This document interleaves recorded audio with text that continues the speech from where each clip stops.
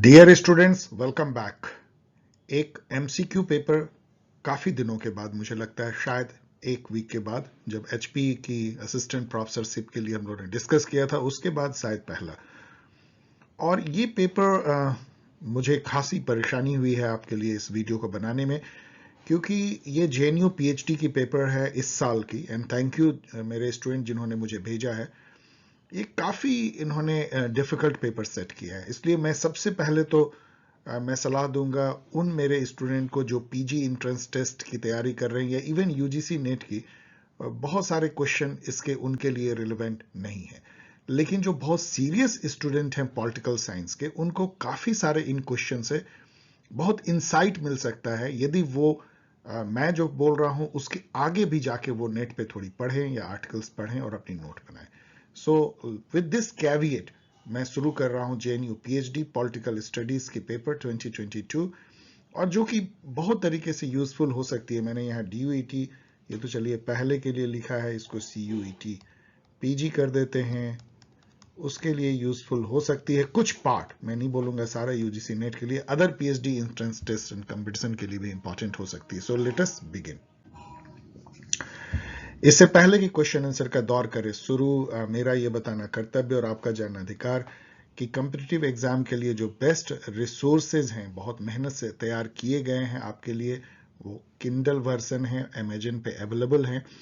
अब मुझे खुशी है कि मेरे कई स्टूडेंट किंडल वर्जन से एक्वेंट हो चुके हैं, वो उसको पढ़ने लगे हैं, और कई तो ऐसे एक्सपर्ट हैं जो उसको पीडीएफ में भी कन्वर्ट करके प्रिंट आउट भी उन्होंने निकाला है। तो दैट कैन बी डन। इसके जो लिंक है वो डिस्क्रिप्शन में भी दिए गए हैं और यहाँ पे भी मैंने दिया है। यहाँ से तो आप सीधा क्लिक कर नहीं सकते हैं, लेकिन डिस्क्रिप्शन में आप उसको क्लिक कर सकते हैं। नॉमिनल कॉस्ट पे अवेलेबल है। अब आइए क्वेश्चन आंसर का दौर शुरू करते हैं। एक और एक तरह से कहिए कैविएट कह लीजिए या डिस्क्लेमर कह लीजिए कि कई क्वेश्चन में इन्होंने जो पूछा, एक तो कुछ में लैंग्वेज बहुत ही बेकार है, कुछ में टाइपो है, तो मैं कहूंगा कम से कम 5-6 क्वेश्चन ऐसे हैं इसमें मैं क्वेश्चन मार्क या उससे भी ज्यादा लगाऊंगा, जहां कि मैं भी बहुत श्योर नहीं हूं। आप इसको और रिसर्च कर लीजिए, मुझे जो लगा है मैंने कहा है, लेकिन उसका डेफिनेटिव आंसर जो है ऑफिशियल आंसर में देखिए, वो भी गलत हो सकता है, या और रिसर्च कीजिए। With this disclaimer late us begin. First question जो है एजर्सन रीजन का है, जो कि बहुत आसान है। In Marxism the state is the committee that manages the affair of the bourgeoisie. तो ये तो आप जानते हैं कि ये मार्क्स ने कहा था, ये बिल्कुल सही है। मतलब जो बॉर्जेजीज क्लास है, कैपिटलिस्ट क्लास है, उसकी एक एग्जीक्यूटिव कमिटी की तरह स्टेट जो है वो काम करती हुई दिखती है। इनफैक्ट मार्क्सिस्ट विचारधारा में स्टेट को डेरोगेटरी वे में देखा गया है कि वो एक तरह का समझिए मैनेजिंग कमिटी है बॉर्जोजीज के इंटरेस्ट को आगे बढ़ाने, प्रोटेक्ट करने में, और लेबर क्लास को कुचलने के लिए स्टेट का फॉर्मेशन होता है। तो ये तो ट्रू है। और state in Marxist political theory is understood as exercising a relative autonomy. ये जो कॉन्सेप्ट है रिलेटिव ऑटोनॉमी की, आपको कई एग्जाम में हेल्प करेगा, सो समझ लीजिए। बेसिकली मार्क्स खुद भी कहते हैं, और आगे तो पोलेंजा टाइप के जो थिंकर हैं उन्होंने काफी इसको तवज्जो दी है, कि स्टेट ऐसा नहीं है कि वो कैपिटलिस्ट क्लास के इशारों पे ही हमेशा चलता है। कई ऐसे सिचुएशन आते हैं जहां स्टेट ऑटोनोमसली वर्क करता दिखता है। उसका कारण क्या होता है कि वो कैपिटलिस्ट क्लास के लिए या बॉर्जेस क्लास के लिए काम तो करता है, लेकिन बॉर्जेस क्लास भी कई टुकड़ों में बटा रहता है, ग्रुप में कई इलीट ग्रुप हैं। तो कई बार स्टेट जो है इन दोनों के बीच में, तीनों के बीच में प्ले करके अपना जो है ऑटोनोमस एक्ट करता है, क्योंकि उसको एक मेडिएट करना पड़ता है। कई बार इसके चलते जो है वो दिखता है स्टेट कि बॉर्जेस क्लास के इंटरेस्ट से वो ऑटोनोमस भी हो गया है, वो ऐसे पॉलिसीज डिसीजन लेता है जो पूरे समाज के भले के लिए होता है, ऐसा भी है। तो स्टेट पूरी तरीके से जो है कब्जे में बॉर्जेस क्लास के नहीं है, because of the division, internal division bourgeois class का। तो ये भी सही है, और ये इसका एक्सप्लेनेशन भी कैसे कहें, एक्सप्लेनेशन कहना तो बहुत मुश्किल है, ये अपने आप में अलग है, स्टेटमेंट है, ये अलग है। तो मैं ये कहूंगा कि B is the better answer. अब देख लीजिए इसका ऑफिशियल आंसर क्या है। Which of the following were the charges leveled against Socrates at his trial as depicted by Plato in his Apology? अब देखिए Apology बुक जो है, ये CUET पीजी से लेके और हर एग्जाम में आपको जानना चाहिए। अपोलॉजी प्लेटो की वो बुक है जिसमें अपने गुरु सोक्रेटिस के बचाव के लिए वो लिखते हैं। ये एक डायलॉग फॉर्म में है जहां सोक्रेटिस जो डेमोक्रेटिक रूलर जिन्होंने उनको मौत की सजा सुनाई थी उससे एक बहस है, वो डिफेंड करते हैं अपने को। तो ये डिफेंस में लिखा गया है और उस पे उन पे जो आरोप लगाया गया था वो ये था कि he was disrespectful for the local deity, वहां के जो लोकल देवता हैं, और यूथ के मोरल को करप्ट कर रहे थे। तो ये क्वेश्चन आपको अच्छा है कि आगे के लिए हेल्प करेगा, ये दोनों ही क्वेश्चन। ये भी क्वेश्चन काफी आपको हेल्प करेगा। इनफैक्ट इसमें इन्होंने काफी ब्रेन दिया है। मैं जरूर बोलूंगा कि हर क्वेश्चन बहुत डीप थॉट, बहुत डीप कॉन्सेप्ट या इंफॉर्मेशन पे बेस्ड है, जो कि कई एग्जाम में आपको हेल्प करेगा। लेकिन कुछ ज्यादा ही डीप हो गया है तो इसलिए ये कठिन और बहुत टफ बन गया है। देखिए, इथनिक ऑरिजिन ऑफ नेशनलिज्म, जैसे ही आप इथनिसिटी और नेशनलिज्म का कनेक्शन देखें, आपको एंथोनी डी स्मिथ याद आने चाहिए। तो इन्होंने बुक भी लिखा है थ्योरीज ऑफ नेशनलिज्म। इनका कहना है कि जो नेशनलिज्म है वो एक इथनिक कॉन्सेप्ट है, इथनिसिज्म से ही निकला है। इथनो नेशनलिज्म भी आप कह सकते हैं, इथनो सिंबलिज्म पे भी इन्होंने लिखा है। तो यदि ए के 3 से मिलाए तो आपको 50-50 आप गेम खेल लेते हैं। अब है कि प्रिंट कैपिटलिज्म या प्रिंट कम्युनिटी और नेशनलिज्म को जोड़ने वाले एक ही आपको शख्स याद होने चाहिए, वो है बेनेडिक्ट एंडरसन, जिन्होंने 1983 में लिखा था इमेजिन कम्युनिटी, जिनका कहना था कि नेशनलिज्म जो है एक तरह से प्रोडक्ट है मॉडर्न काल में प्रिंट कैपिटलिज्म का। मतलब कि कैपिटलिस्ट फोर्सेस जो हैं वो नेशन क्रिएट करते हैं अपने फायदे के लिए, और वो जो नेशन क्रिएट करते हैं वो प्रिंटिंग प्रेस के माध्यम से होता है, जहां पे कि अब उस समय तो सोशल मीडिया था नहीं, जहां पे कि अखबार, मास मीडिया और जर्नल, इन सब के थ्रू जो है एक नेशन की अवधारणा को क्रिएट किया जाता है। पीपल को बताया जाता है कि तुम एक लार्ज कम्युनिटी के पार्ट हो, जो कि इमेजिन कम्युनिटी है, और उससे जो फोर्स पैदा होता है उससे कैपिटलिज्म को फायदा होता है, बेनेडिक्ट एंडरसन। तो इसलिए बी का 1 और इससे आपका ये हो जाता है सॉल्व। अब दोनों बाकी को मिला लीजिए। सब बहुत इंपॉर्टेंट बुक है, लाइक व्हाट इज नेशन। तो ये जो अर्नेस्ट रेनन की जो ये बुक है बहुत फेमस है, तो इसलिए ये आपको फायदा होगा यदि आप इसको याद करके आगे बढ़ते हैं। बट ये 2 बुक को तो जरूर याद कर लीजिए। यहाँ पे अर्नेस्ट गेलनर को भी याद कर लीजिए, जो है नेशन एंड नेशनलिज्म, उनका भी बहुत इंपॉर्टेंट थ्योरी है, आप और थोड़ा सा आगे जाके पढ़ लीजिएगा। इन 3 को जरूर आप पढ़िए, Benedict Anderson, Anthony D Smith and Ernest Gellner. उनके थोड़े बहुत के क्या कॉन्सेप्ट उनके मैंने कुछ अब यहाँ पे बताया, जैसे कि इथनो नेशनलिज्म जो है वो एंथोनी स्मिथ का है, print capitalism and nationalism Benedict Anderson का है, इंडस्ट्रियलाइजेशन, एजुकेशन, उससे नेशनलिज्म क्रिएट होना और नेशनलिज्म ने नेशन क्रिएट किया है, ये अर्नेस्ट गेलनर का है। और चौथे जो हैं अपने पार्था चैटर्जी, उनका जो nationalism as a derivative discourse for the post colonial society या नेशन, वो भी आपको जो है थोड़ा बहुत जानना चाहिए, इन 4 ऑथर को। अब ये तो इतना लंबा लंबा स्टेटमेंट है, बहुत डिफिकल्ट है, नहीं तो ये 2 घंटे का वीडियो हो जाएगा। यहाँ पे देखिए कि जॉन, ये लिबर्टी के बारे में है। J.S. Mill in his work on liberty suggests that liberty is threatened by social conformity and uniformity of experience of modern time। बिल्कुल सही है, ये ट्रू है, आपको मैंने पढ़ाया भी है।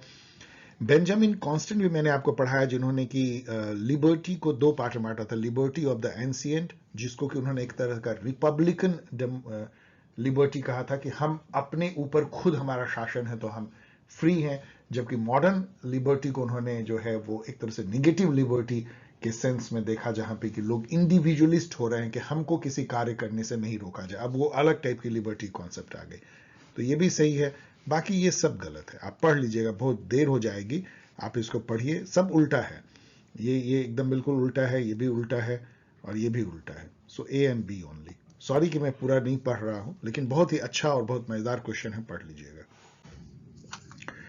ये भी बहुत ही अच्छा क्वेश्चन है जो आपको काफी जगह आपको हेल्प करेगा, CUET PG से लेके UGC नेट में। यूडोमोनिया का जो कॉन्सेप्ट है एरिस्टोटल ने दिया, इसका मतलब होता था एक तरह से लगभग फ्लोरिस्ट लाइफ या फ्लोरिसमेंट, फुलफिल्ड लाइफ, हैप्पीनेस, इसको आप कह सकते हैं। तो यूडोमोनिया अचीव करना ही सोशल लाइफ का गोल था एरिस्टोटल के अनुसार। तो ए का 1 और इससे आप जो है 50-50 खेल लेते हैं।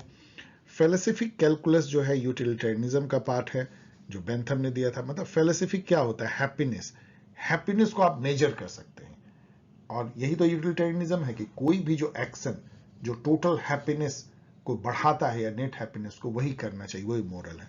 तो जिसको कि यहाँ पे एक और क्वेश्चन आता है, जेएस मिल ने फेलोसिफिक कैलकुलस के अवधारणा को एब्सर्डिटी करार दिया था। ये भी बहुत सारे एमसीक्यू में पूछा जाता है कि हु कॉल्ड इट एब्सर्ड। तो जेएस मिल। तो फेलोसिफिक कैलकुलस से आपको बन जाएगा बी का 4, बाकी दो को मैच कर लीजिएगा, जरूर मैच कर लीजिए, और थोड़ा बहुत पढ़ भी लीजिए। लाइक जैसे कि जो बेवरेज रिपोर्ट है यूके में, उसने वेलफेयर स्टेट की स्थापना में काफी रोल अदा किया था। तो ये सही हो जाएगा। यूएस डिक्लेरेशन, मैं रोक नहीं पा रहा हूं अपने को, ये सब बहुत इंपॉर्टेंट है। कई एग्जाम में पूछा जाता है। यूएस डिक्लेरेशन ऑफ इंडिपेंडेंस में जॉन लॉक के जो 3 लिबर्टी है, लाइफ, लाइफ 3 राइट्स कहिए, 3 राइट्स जो हैं, लाइफ, लिबर्टी एंड प्रॉपर्टी, उसको मतलब कि थॉमस जेफरसन ने अपने famous US declaration of independence में प्रॉपर्टी को परस्यूट ऑफ हैप्पीनेस कर दिया। तो 3 राइट्स सबको गारंटीड होगा, life, liberty and pursuit of happiness, US declaration of independence. ये सब बहुत पढ़ने वाले क्वेश्चन है, मतलब काफी टाइम लगेगा कि मैं एक एक लाइन पढ़ूं। तो सीधा मैं बताऊंगा कि नियो लिबरल पॉलिटिक्स जो कि अभी करंटली 1990 के बाद जब से यूएसएसआर ढहा है, तब से जो पूरी दुनिया में फैला हुआ है, उसमें आप देखेंगे तो ये इसमें से कौन सा नहीं है? तो केवल ये नहीं है, ये मतलब कि ये गलत है, ये इसको कमोडिटी, बाकी सब सही है। जर्मन ऑर्डो लिबरलिज्म जो है ये अलग है, नियो लिबरल थॉट से बिल्कुल अलग है। क्या है ये यहां पढ़ लीजिएगा, मैं छोड़ दे जा रहा हूं। ये भी आप मॉन्ट पॉलरिन सोसाइटी के बारे में पढ़ लीजिए। इसके जितने फाउंडर हैं आप देखिए, वो सब फेमस नियो लिबरल हैं। फेडरिक हयाक हैं, या स्टिगलर हैं, मिल्टन फ्रीडमैन हैं, कार्ल पॉपर हैं। तो ये भी सही है। मार्केट को ये आगे लाता है, स्टेट को पीछे लाता है। तो ये सब सही है, इसको छोड़ करके। Which of the following works would you most associate with the principle of free speech? ये आपको कहीं ना कहीं काम दे देगा। जॉन मिल्टन का जो एरोपैगिटिका है 1644 में, ये जो है फ्री स्पीच का एक दस्तावेज माना जाता है। इसके बारे में मैंने लिखा है, पढ़ लीजिए।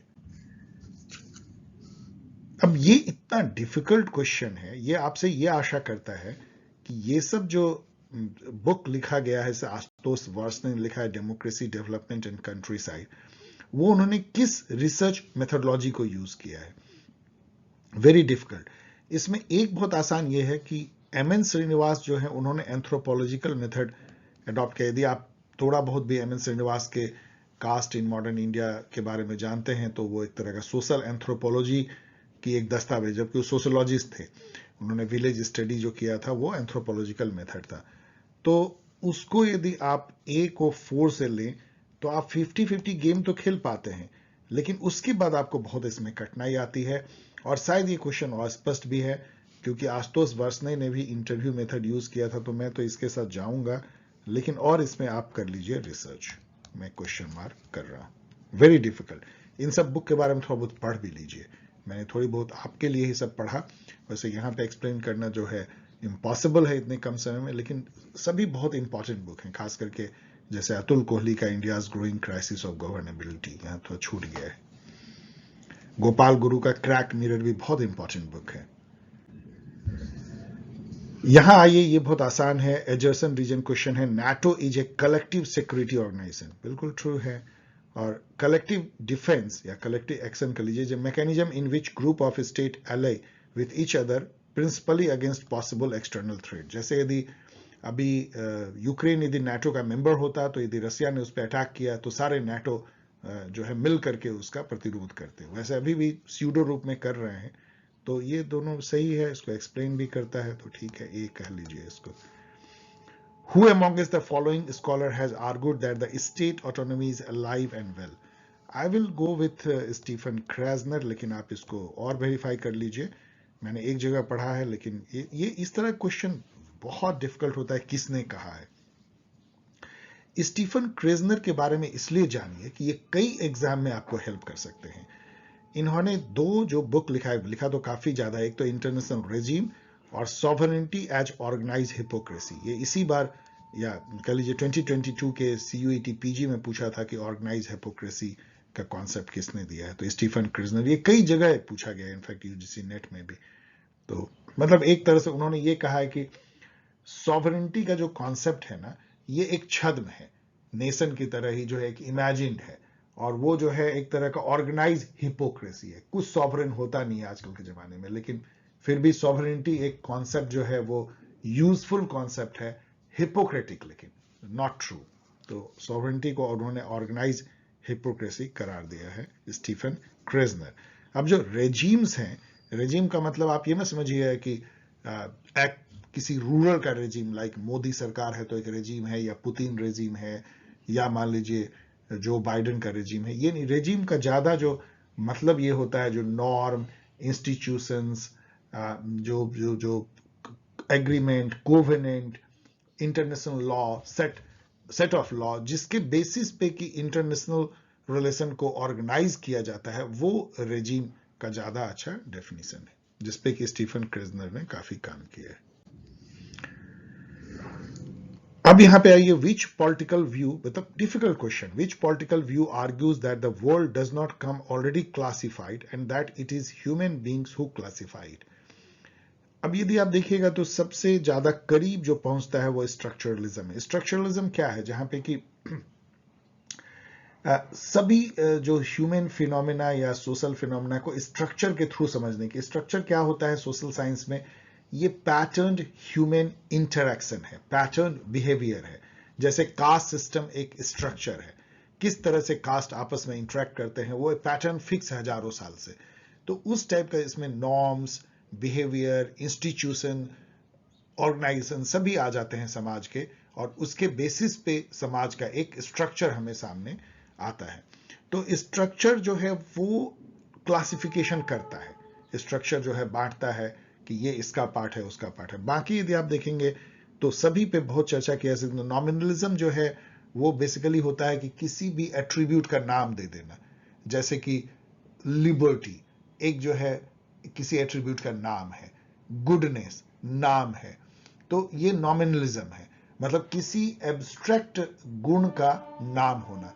इसका जो उल्टा ये है, नॉमिनलिज्म ये भी कहता है कि, मतलब इनफैक्ट यही कहता है कि इस तरह के नाम का कोई मीनिंग नहीं होता है।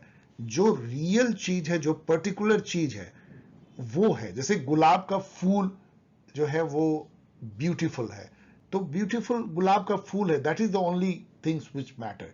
केवल ब्यूटीफुल जो एक वर्ड है उसका कोई अपने आप में जो यूनिवर्सल जो वर्ड है ब्यूटीफुल, कि ये भी ब्यूटीफुल, ये भी ब्यूटीफुल, उसका कोई मीनिंग नहीं। जो पर्टिकुलर ब्यूटीफुल थिंग है दैट ओनली मैटर्स, जिसको हम छू सकते हैं, सूंघ सकते हैं। तो ये नॉमिनलिज्म है। बाकी ये कहता है सब नाम है, बस ब्यूटीफुल आपने नाम दे दिया, तो कोई मायने नहीं है। पॉजिटिविज्म मतलब ये होता है कि कोई भी जो नॉलेज है उसका सोर्स केवल हमारा सेंस एक्सपीरियंस है। हम जो छू सकते हैं, सूंघ सकते हैं, देख सकते हैं, उसके थ्रू ही हम सच्चाई को, यदि रियलिटी को ऑब्जर्व कर सकते हैं, और कोई इसका कोई अदर जो है वर्ल्डली कोई और सोर्स नहीं है। पॉजिटिविज्म। मेटाफिजिक्स जो है वो पॉजिटिविज्म का उल्टा जाता है, उसका या नॉमिनलिज्म का भी उल्टा जाता है। उसी तरह की बात है कि नेचर ऑफ बीइंग, मतलब गुडनेस क्या है, लिबर्टी क्या है, ब्यूटीफुलनेस क्या है, ये सारी मतलब कि जो जो जो नेचर ऑफ बीइंग को ऊपर जाकर के जो चीजें दिखती हैं उससे बियॉन्ड जाकर के अध्ययन करना, उसके बारे में समझना, जो रियल वर्ल्ड में जो चीजें हैं वो मेटाफिजिकल एट्रीब्यूट को धारण किए हुए हैं। तो ये एक तरह का ऑन्टोलॉजी का जो है पार्ट माना जाता है मेटाफिजिक, मतलब साइंस ऑफ बीइंग, मतलब नेचर ऑफ बीइंग, उसकी स्टडी मेटाफिजिक। तो मुझे लगता है कि शायद मेटाफिजिक्स हो सकता है, क्योंकि यहां भी हम क्लासिफाई करते हैं। स्ट्रक्चरलिज्म हो सकता है, मैं क्वेश्चन मार्क कर रहा हूं आपके लिए। I would have gone with structuralism.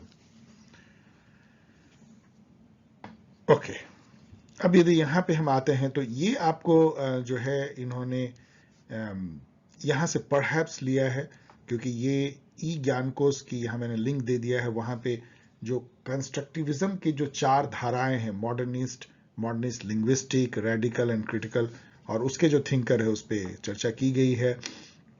तो इसमें मॉडर्निस्ट जो कंस्ट्रक्टिविज्म है ये माइकल बार्नेट हैं, जो मॉडर्निस्ट लिंग्विस्टिक है निकोलस ओनेफ, इससे आपका बन जाएगा क्रिटिकल रॉबर्ट कॉक्स, और रेडिकल जो है रिचर्ड एस्ले। इसके बारे में और ज्यादा पढ़ना तो आप यहां से पढ़ सकते हैं।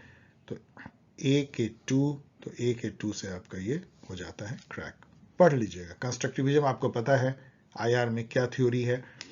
बेसिकली ये थ्योरी जो रियलिज्म और लिबरलिज्म के अगेंस्ट जो एक तरह का थर्ड थ्योरी बनती है, मेजर अब बन चुकी है एक तरह से मार्क्सिज्म की जगह पे। कई लोग कहते हैं उसने कंस्ट्रक्टिविज्म ने ले लिया है, जहां पे कि ये कहा जाता है कि जो इंटरनेशनल रिलेशन में जो थ्रेट है, जो आइडेंटिटी है, इमेज है नेशन का, ये सब सोशल कंस्ट्रक्ट है, कुछ भी गिवन नहीं है।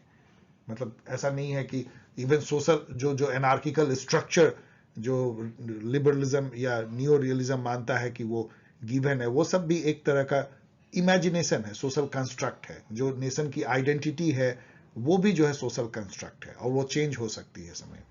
Constructivism according to Hannes Peltonen, what constitute IR trinity, मतलब IR की 3 थ्योरी यदि आप देखिए तो ऑफकोर्स वो मार्क्सिज्म, रियलिज्म और लिबरलिज्म है। तो ACD। वैसे ये आर्ग्यू करते हैं कि कंस्ट्रक्टिविज्म जो है अब मार्क्सिज्म को हटा करके ट्रिनिटी का पार्ट बन रही है, लेकिन फिर भी अभी ट्रिनिटी यदि कहें तो यही तीनों है।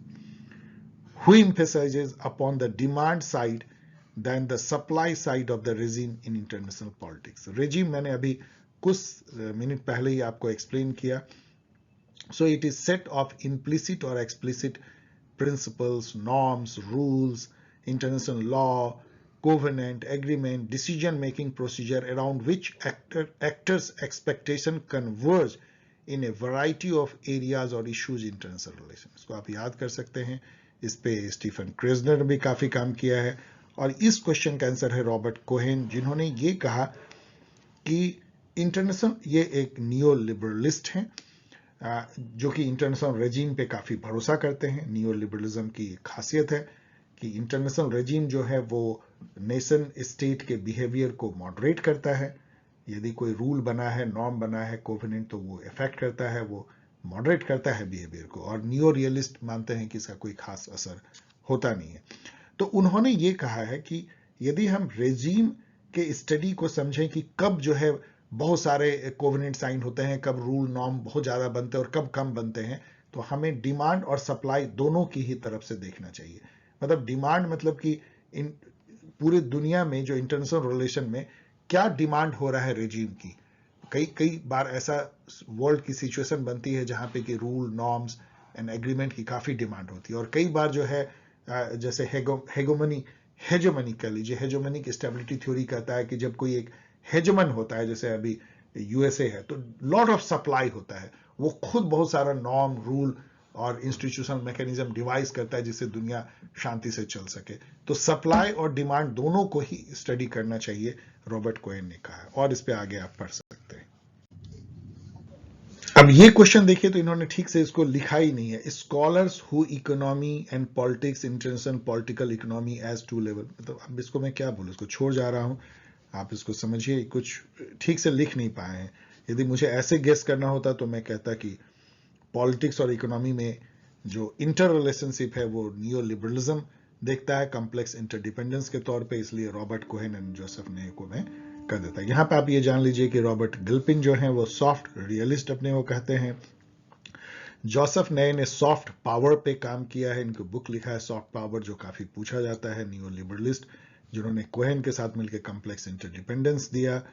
और केनेथ वॉल्स तो आपको पता है फादर ऑफ नियो रियलिज्म है या स्ट्रक्चरल रियलिज्म।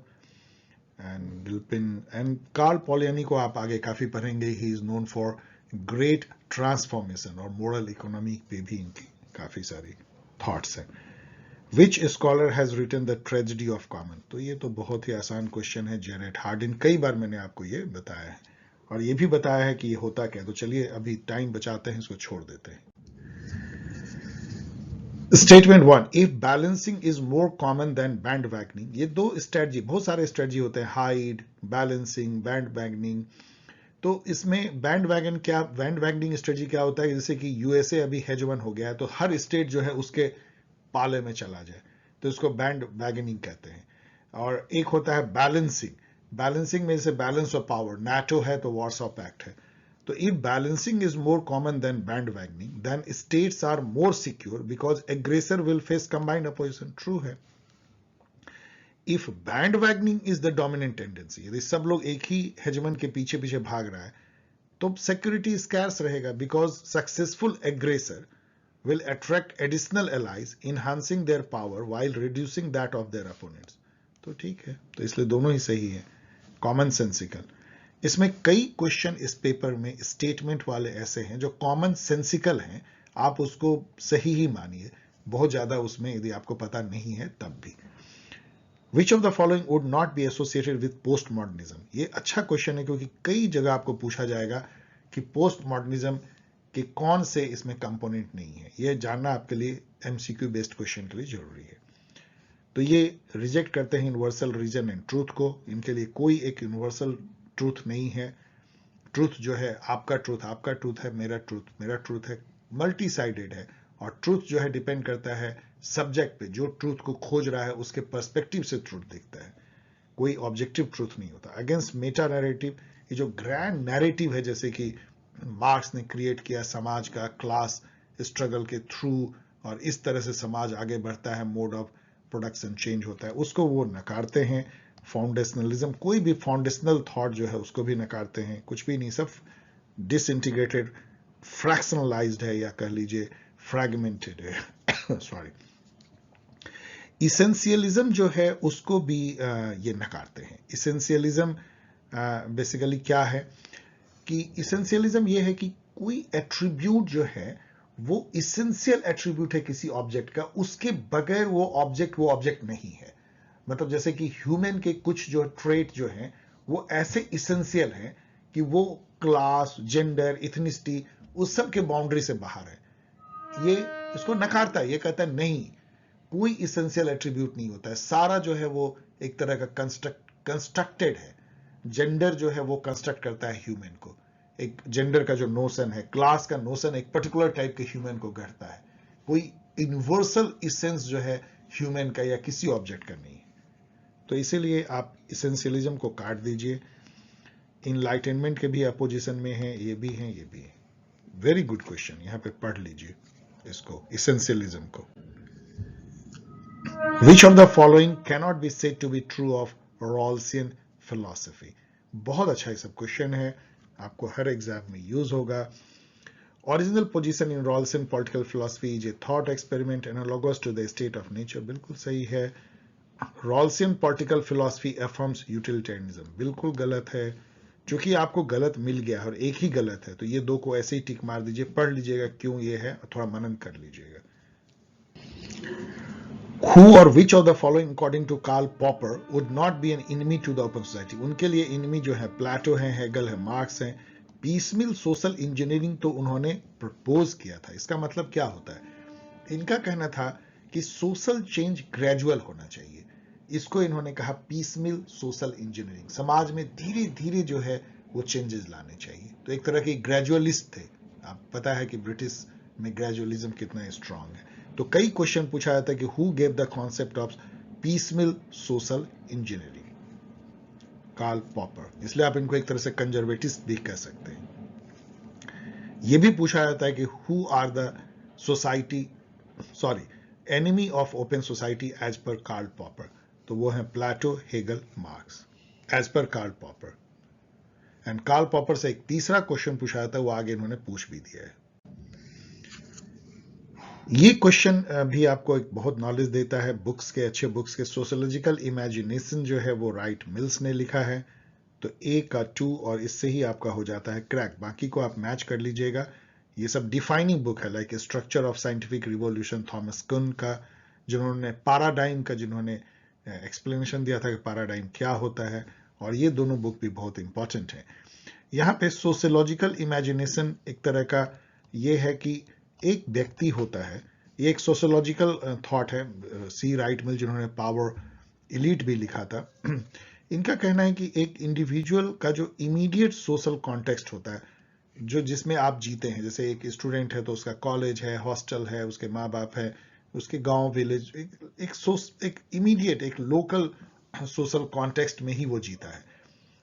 उसमें जो वो जो एक तरह का जो फंक्शन करता है, रोल अदा करता है, गढ़ता है अपने जीवन को और अफेक्ट करता है अपने लोकल सोशल कॉन्टेक्स्ट को, वो एक जो लार्जर जो कॉन्टेक्स्ट है, जो नेशन में चल रहा है, पूरे मतलब इंडिया में चल रहा है, उससे वो कैसे अफेक्टेड होता है, उससे कैसे जुड़ता है, ये सारी चीजों पे जो है सोशल इमेजिनेशन चर्चा करती है। उससे कैसे आदमी अपने आइडेंटिटी को, अपने को देखता है, मतलब खुद एक इमीडिएट सोशल इन्वायरमेंट और एक लार्जर सोशल स्ट्रक्चर में कैसे वो अपने को इम्बेडेड पाता है। सोशियोलॉजिकल इमेजिनेशन, और जाकर के आप पढ़ सकते हैं, लेकिन ये कई जगह पूछा गया है, इसलिए मैं आपको थोड़ा इसको बता रहा हूं कि आपको याद रहे।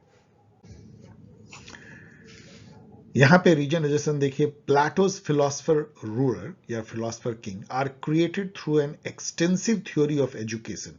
आपको पता है 50 साल तक उनको एजुकेशन ट्रेनिंग दी जाती है, जिससे कि वो जो है करप्ट ना रहे, मेक्स देम इनकरप्टेबल। तो ये भी चलिए ट्रू है।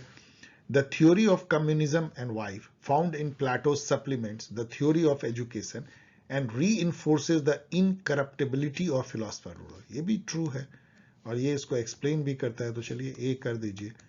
मतलब बेसिकली प्लेटो का और सभी का ये रहा है प्रयास कि जो रूलर हैं उनको कैसे करप्ट होने से बचाया जाए, क्योंकि आपको पता है लॉर्ड एक्सन की ये बात कि power corrupts and absolute power corrupts absolutely. तो ये है कि जो फिलोसोफर किंग है वो भी करप्ट हो जाएगा जैसे ही पावर मिलेगा।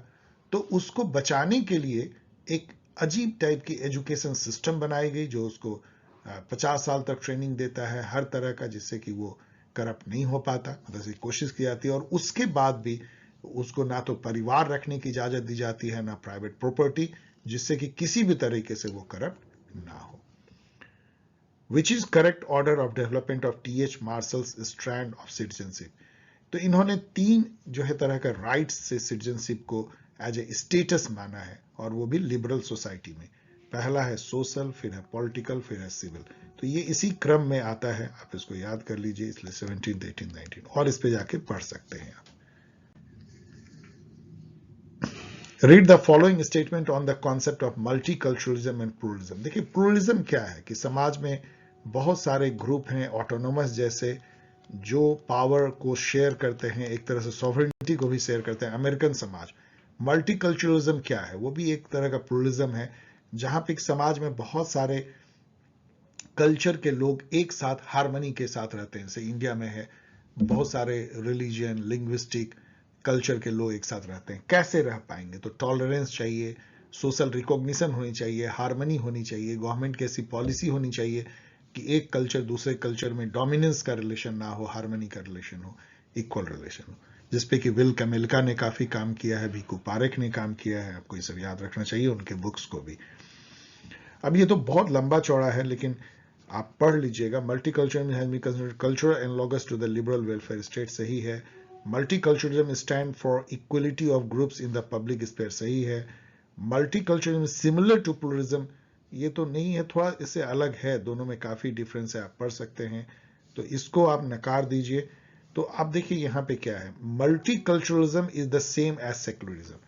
अब ये एक आउटलैंडिश क्रूड स्टेटमेंट है जो कि बिल्कुल गलत है। सेक्युलरिज्म मल्टीकल्चरलिज्म एक चीज नहीं है। तो डी को आप नकारिए, यहां डी है, यहां डी है, खत्म हो गया। तो इसका मतलब यही दोनों हो सकता है। इसमें देखिए ए बी कॉमन है, तो ए बी को ऐसे ही सही कर लीजिए बिना पढ़े हुए। अब केवल आपको देखना है कि सी और ई में से कौन सही है। आप दोनों को पढ़ेंगे तो ई आपको ज्यादा सही लगेगा, इसलिए मैं बोल रहा हूं।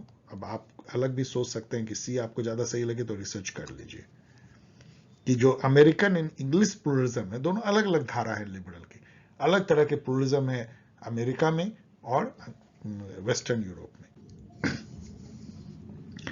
Which of the following names would you not associate with hermeneutics? hermeneutics यदि कहें, मैंने आपको पढ़ा है इंटरप्रिटेशन ऑफ टेक्स्ट, तो ये जो क्लासिकल टेक्स्ट है उसको इंटरप्रेट करने की जो है एक विधा है। कैसे आप प्लेटो के रिपब्लिक को समझते हैं, कैसे आप रूसो के सोशल कॉन्ट्रैक्ट को समझते हैं। अब वो तो आपको एक्सप्लेन करने के लिए है नहीं, उनका लिखा हुआ उनके कई मायने हैं। तो हर्मेनेटिक्स जो है एक साइंस ऑफ इंटरप्रिटेशन है। ये यहां तक चला जाता है कि ह्यूमन अपनी दुनिया को कैसे इंटरप्रेट करता है, कैसे कॉन्शियसनेस जो हमें डेवलप होती है। तो ये सारे जो थिंकर हैं वो हर्मेनेटिक्स के एक तरह से लीजेंड हैं। इनको छोड़ करके आप इन सब के बारे में थोड़ा बहुत पढ़ लीजिएगा, बहुत आपको ज्ञान मिलेगा। खास करके एडमंड हुसरेल जो कि फिनोमेनोलॉजी के फादर माने जाते हैं। विच theory of rights would you most associate with the benefits extended by the welfare state. अब ये क्वेश्चन ऐसा है ना कि आपको देखिए, जो वेलफेयर स्टेट होता है, जैसे कि अभी इंडिया में भी वेलफेयर स्टेट अभी भी है, लिबरलाइजेशन के बाद भी। वेलफेयर स्टेट मतलब वो है जो कि अपने सिटीजन के वेलफेयर को सुनिश्चित करने के लिए बहुत पैसे खर्च करता है। जैसे अभी देखिए कि फ्री अनाज दी जा रही है, फ्री वैक्सीन दी जा रही है, आप उसको फ्रीबी भी कह सकते हैं। तो वो जो है वेलफेयर राइट्स है, मतलब लोगों का वेलफेयर राइट है। सिटीजन को ये अधिकार है कि उनकी वेलफेयर, वेलफेयर मतलब क्या है, वेल बीइंग, ठीक से लोग रहें, इसको वेलफेयर कहते हैं। वेल बीइंग इंश्योर करना, हेल्थ, एजुकेशन, मिनिमम नीड, तो ये वेलफेयर राइट है। इस तरह क्वेश्चन ऐसे होते हैं, आप बोलेगा अरे वेलफेयर स्टेट, वेलफेयर राइट, ये तो बहुत आसान हो गया। लेकिन मुझे लगता है कि सबसे अच्छा जो है इसका आंसर यही है। वैसे इसमें सोशियो इकोनॉमिक राइट्स भी है, लेकिन वेलफेयर राइट्स में और बहुत सारे राइट्स होते हैं। ये सबको आप पढ़ सकते हैं, मुझे टाइम होता तो सबको मैं थोड़ी बहुत एक्सप्लेन भी करता। यहां पे भी आप पढ़ लीजिए कि हर्मेनेटिक्स के जो थिंकर हैं उनका नाम थोड़ा बहुत याद कर लीजिए। Who dismissed natural rights as nonsense upon stilt? ये तो पढ़ के कई मेरे स्टूडेंट मुस्कुराएंगे, क्योंकि यदि आप मेरे साथ बने हुए तो आपको पता है कि ये फेमस कोट जो है जेरेमी बेंथम का है, जो लीगल राइट्स को नेचुरल राइट के ऊपर तवज्जो देते हैं। फिर अगेन कार्ल पॉपर आते हैं, जो फेवरेट हैं इस क्वेश्चन सेटर के। Karl Popper's argument about the falsification of scientific theory. ये मैं बोल रहा था कि थर्ड क्वेश्चन से पूछा जाता है।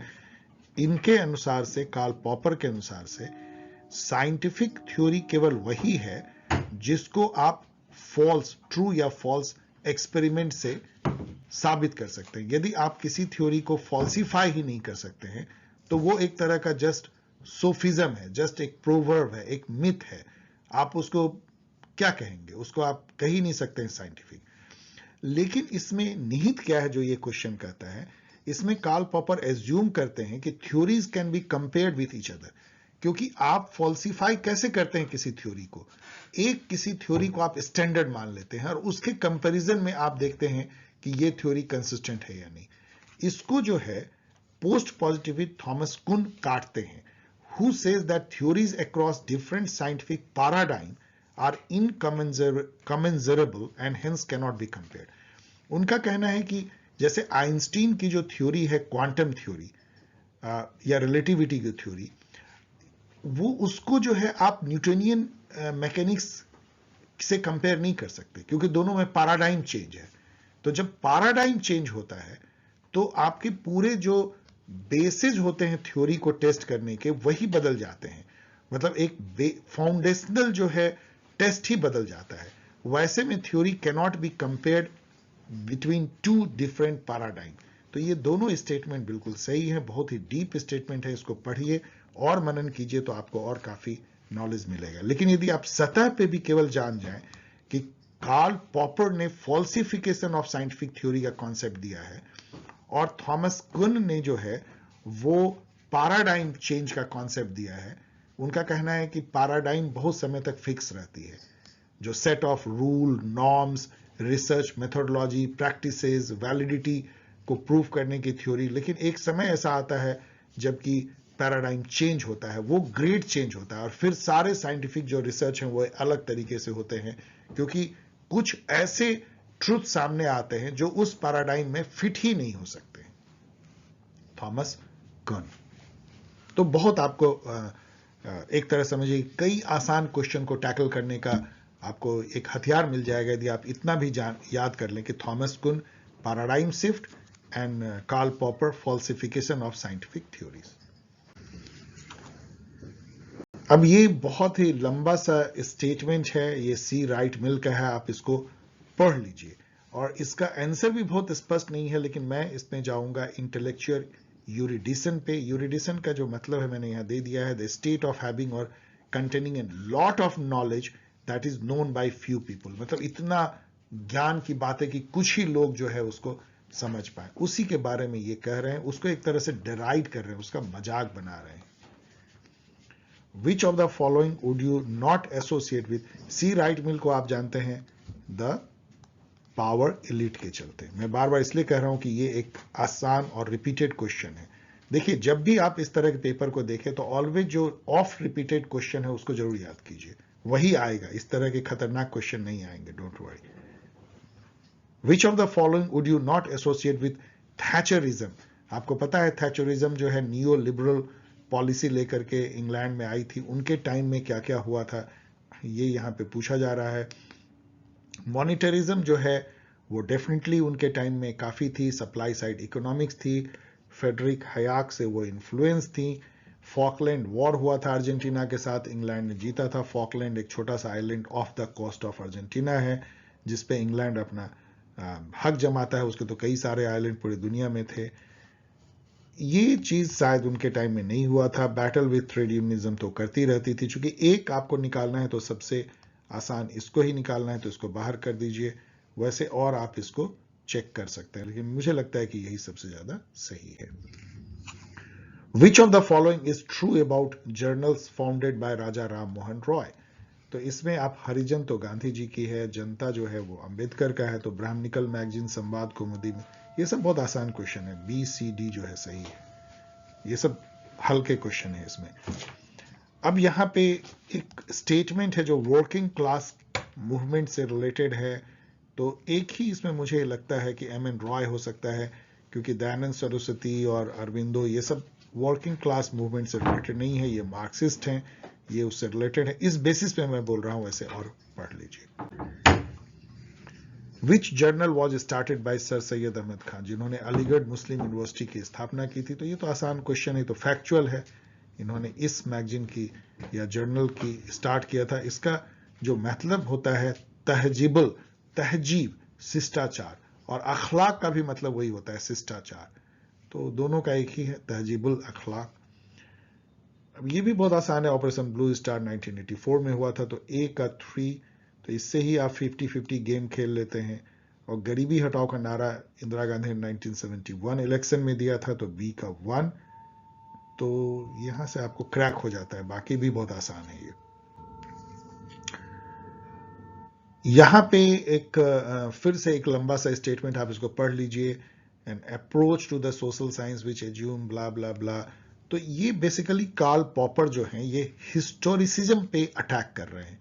हिस्टोरिसिज्म क्या होता है कि आप एक ग्रैंड नैरेटिव बनाते हैं हिस्ट्री में, जैसे कि आप कार्ल मार्क्स का देखिए कि कैसे पहले स्लेव और मास्टर सोसाइटी, फिर फेडरलिज्म, फिर कैपिटलिज्म, फिर सोशलिज्म और फिर कम्युनिज्म आएगा, तो उस टाइप का जो रिदम, पैटर्न, लॉ और ट्रेंड आप डिवाइस कर लेते हैं, उसको कार्ल पॉपर जो है काटते हैं। आपको तो पता है कि इन्होंने कहा था पीसमिल सोशल इंजीनियरिंग, ये ग्रैंड नैरेटिव में बिलीव नहीं करते हैं, तो हिस्टोरिसिज्म में भी बिलीव नहीं करते हैं, तो Karl Popper. Poverty of theory, सब तो आसान क्वेश्चन है, किसने लिखा आप जानते हैं, तो जानते हैं, ईपी थॉमसन, जो कि इंग्लैंड के ग्रेट हिस्टोरियन थे, जिनको कि आगे एक और क्वेश्चन में आप देखेंगे, उन्होंने लिखा था poverty of theory. Next question देखिए, रोस्टॉव के डब्ल्यू रोस्टॉव, जिन्होंने कि इकोनॉमिक बेसिस पे जो डेवलपमेंटलिज्म होती है कि जो अंडर डेवलप्ड सोसाइटी है लाइक इंडिया उस समय में 60-70s में, वो कैसे डेवलपमेंट को प्राप्त करते हैं, जो यूएस की जो थीम थी मॉडर्नाइजेशन या डेवलपमेंटलिज्म, तो उन्होंने 5 स्टेप बताया था, मैंने यहां पे दे दिया है, आप इसको देख सकते हैं, कई बार मैंने बताया, उसमें सोशल स्ट्रेटिफिकेशन नहीं आती है। फर्स्ट जो है वो ट्रेडिशनल सोसाइटी है, फिर ब्ला ब्ला, पढ़ लीजिएगा इसको, तो ये ऑड वन आउट है। ये जो क्वेश्चन है कि national autonomous development through state control planning and industrialisation, ये किसने कहा होगा लैटिन अमेरिका का? मैं इस पे एक गेस कर रहा हूं कि ये कार्डोसो ने कहा होगा, जो ब्राजील के प्रेसिडेंट में बने, क्योंकि ये डिपेंडेंसी थ्योरी का पार्ट है और डिपेंडेंसी थ्योरी का यही तो प्रोपोजिशन है कि जो डिपेंडेंट डेवलपमेंट होता है, जैसे लैटिन अमेरिका में हुई है, जो कोर, जो इमैनुअल वॉलस्टीन कहते हैं वर्ल्ड सिस्टम थ्योरी में, उस पे डिपेंडेंट होती है, मतलब कैपिटलिस्ट सेंटर जो वर्ल्ड का है, अमेरिका एंड वेस्टर्न यूरोप, तो उससे अलग हट करके यदि ऑटोनोमस डेवलपमेंट होगा तो वो ट्रू डेवलपमेंट है। तो इस सब में जो एक ही डिपेंडेंट थ्योरीज दिखते हैं वो फर्नांडो हेनरिक कॉर्डिसो दिखते हैं, इसलिए मैं इसको गेस कर रहा हूं, आपके लिए क्वेश्चन मार्क छोड़ दे रहा हूं। Who among the following thinkers interpretation of imperialism is known as theory of underconsumption? ये एक बहुत इंपॉर्टेंट थ्योरी है कि जो कैपिटलिस्ट मोनोपोलिस्ट कैपिटलिज्म है वो सेविंग तो बहुत क्रिएट करता है, लेकिन हर कैपिटलिस्ट जो है वो अधिक से अधिक अमीर होने के चक्कर में उस सेविंग को इन्वेस्ट नहीं करता और वो अपने एम्प्लॉय को सैलरी भी उतनी नहीं देता। इन दोनों फैक्टर के चलते जो है कंजम्पशन जो है वो घट जाता है, क्योंकि इकोनॉमी में इन्वेस्टमेंट नहीं होती है और जो लेबर क्लास है, वर्किंग क्लास, उसके पास पैसे नहीं है सामान खरीदने के लिए, तो उसके चलते जो है कैपिटलिज्म में क्राइसिस आती है और वो नई मार्केट को तलाशता है जो इंपीरियलिज्म के तौर पे आती है। ये जो थॉट था ये जेएस हॉब्सन की थ्योरी है। ऑफ कोर्स ये सब बहुत ही कठिन क्वेश्चन है। अकॉर्डिंग टू एक्सेशन ट्रीटी, ये आसान है, ये मैंने अपने करंट इवेंट वो वीडियो में भी बताया था कि सितंबर 22 में रशियन प्रेसिडेंट ने अपने पार्लियामेंट ड्यूमा से पास करवा लिया कि 4 रीजन को उन्होंने एनेक्स कर लिया। क्या बदमाशी है, आप समझ सकते हैं। तो वो 4 रीजन जो है ये हैं, आप पढ़ लीजिए। इसमें से जैप्रोजिया में जो है वो न्यूक्लियर प्लांट भी है जिसके सुरक्षा को लेके इंटरनेशनल एटॉमिक एनर्जी एजेंसी काफी परेशान थी, उसने काफी बार दौड़ा भी किया। अभी इससे रिलेटेड एक और न्यूज है, खैरसोन में अभी भयानक जो है वो द्वंद्व चल रहा है। यूक्रेन फिर से जो है नाटो की मदद से खैरसोन को स्नैच अपने पक्ष में पाले करने के लिए रूस से भीषण लड़ाई कर रहा है। डूरेंट लाइन किसके किसके बीच में है, ये सब बहुत आसान क्वेश्चन है। कुछ ही इसमें आसान क्वेश्चन है, उसमें से ये हैं करीब 10-12 क्वेश्चन आसान है। अफगानिस्तान और पाकिस्तान, इससे रिलेटेड ये भी याद कर लीजिए कि इंडिया पाकिस्तान के बीच में रेड क्लिफ है, लाइन है, जो कि अब इंडिया बांग्लादेश के बीच में भी होता है। अब इन लोगों के लाइन को यदि आप खोज सके तो अच्छी बात। The sources of Soviet conduct, ये बहुत ही मजेदार क्वेश्चन है, क्योंकि ये जो बुक है the sources of Soviet conduct, ये एक फेमस पॉलिटिकल आप कह लीजिए एडमिनिस्ट्रेटर, जो कि सेक्रेटरी ऑफ स्टेट थे, जिसको आप फॉरेन मिनिस्टर कहते हैं, जिस समय में ट्रूमैन प्रेसिडेंट थे, उस समय में जॉर्ज एफ केनन, उन्होंने एक स्यूडो नेम, मतलब कि अपना नाम छिपा करके छद नेम से एक्स से जो है ये बुक या आर्टिकल लिखा था, the sources of Soviet conduct. और यही आर्टिकल जो है बाद में अमेरिका के जो कंटेनमेंट पॉलिसी है, जिसमें कि सोवियत संघ की जो एक्सपेंशनिस्ट नीति थी, अपने आइडियोलॉजिकल एक्सपेंशन एशिया और अफ्रीका के देशों पे, उसको रोकने के लिए अमेरिका कुछ भी करेगा, जो ट्रूमैन डॉक्ट्राइन कहलाई, उसमें इस आर्टिकल का बहुत बड़ा योगदान था। सो कंटेनमेंट ऑफ कम्युनिज्म इससे निकला। एंड जॉर्ज केनन को भी इसलिए इसके लिए याद किया जाता है। और ये क्वेश्चन बहुत इंपॉर्टेंट है, जो कई तरीके से आपको पूछा सकता है। जैसे एक ऐसे पूछा सकता है कि ट्रूमैन डॉक्ट्राइन क्या था, कंटेनमेंट पॉलिसी क्या थी। तीसरा क्वेश्चन ये पूछा जाता है कि ट्रूमैन डॉक्ट्राइन के रियल आर्किटेक्ट कौन थे, तो वो जॉर्ज एफ केनन थे। Who among the following was the American counterpart of Soviet foreign minister Molotov during the Berlin blockade? अब ये सब कितना दिमाग पे जोर डालना चाहते हैं स्टूडेंट के। कोई कैसे याद रख सकता है कि बर्लिन ब्लॉकेड के टाइम में अमेरिका के जो फॉरेन मिनिस्टर, इसको सेक्रेटरी ऑफ स्टेट कहते हैं, वो जॉर्ज सी मार्शल थे। Anyways, the proposal to remove all of Germany's industrial capabilities after World War II, उसके आगे भी पढ़ने की जरूरत नहीं है, क्योंकि वर्ल्ड वॉर II के बाद जो संधि हुई थी, जैसे वर्साई की ट्रीटी हुई थी वर्ल्ड वॉर I के बाद, उसी तरह याल्टा एग्रीमेंट हुआ था वर्ल्ड वॉर II के बाद। उसी में जर्मनी को एक तरह से डिसआर्म और एक तरह से उसको काट छांट करने की प्रक्रिया हुई थी।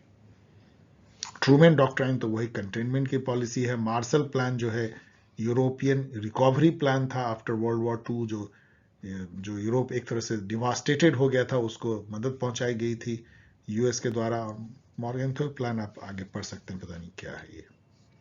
सही आंसर है याल्टा एग्रीमेंट।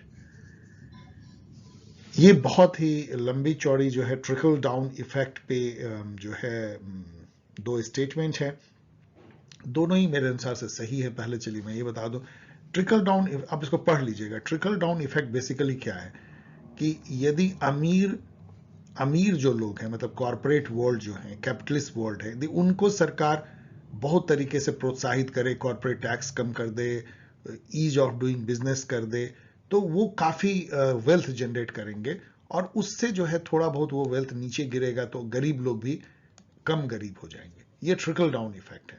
इसको काफी लोग नहीं मानते हैं।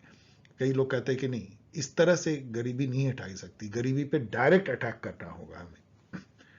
तो इस पे जो ये दो स्टेटमेंट है आप पढ़ लीजिएगा। ये कहता है कि यदि ऐसा होता है तो फुल एम्प्लॉयमेंट होगा, मतलब क्योंकि इन्वेस्टमेंट बढ़ेगा, फैक्ट्री खुलेंगी, तो जो लेबर क्लास है उसको जॉब मिलेगा, और जॉब मिलेगा तो गरीबी दूर होगी, उनको तनख्वाह मिलेगी।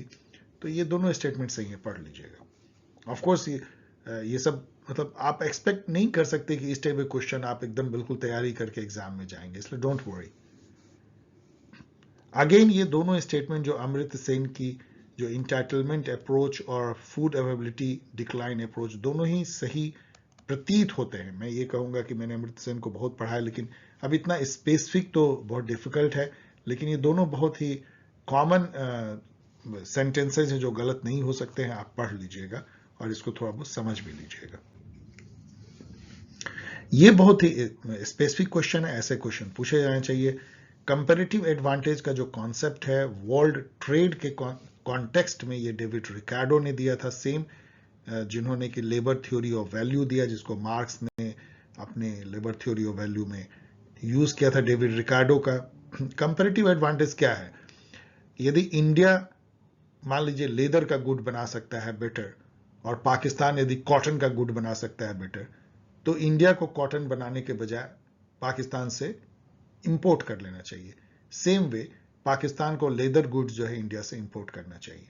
कंपैरेटिव एडवांटेज मतलब जो कंट्री बेटर बना सकता है कम कॉस्ट पे, उसको एक्सचेंज करना दूसरे कंट्री से बेहतर है वो चीज जो वो ज्यादा अच्छे से नहीं बना सकता। कंपैरेटिव एडवांटेज का फायदा होने से वर्ल्ड में जो है रिसोर्स का ऑप्टिमल यूटिलाइजेशन होगा।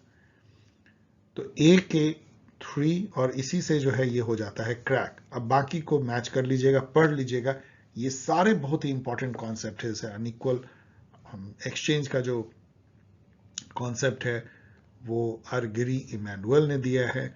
अनइक्वल एक्सचेंज भी जो है एक मार्क्सिस्ट कॉन्सेप्ट है, जिसमें वही डिपेंडेंसी थ्योरी टाइप की है कि जो वेज रेट और नेचर ऑफ कैपिटल, इन दोनों में फर्क के चलते जो वर्ल्ड में जो ट्रेड होती है उसमें अनइक्वल एक्सचेंज होता है। मतलब वेल्थ का जो ड्रेन जो है डेवलपिंग वर्ल्ड से वेल्थ निकल के डेवलप वर्ल्ड की तरफ जाता है, मतलब पेरीफेरी से कोर की तरफ जाता है।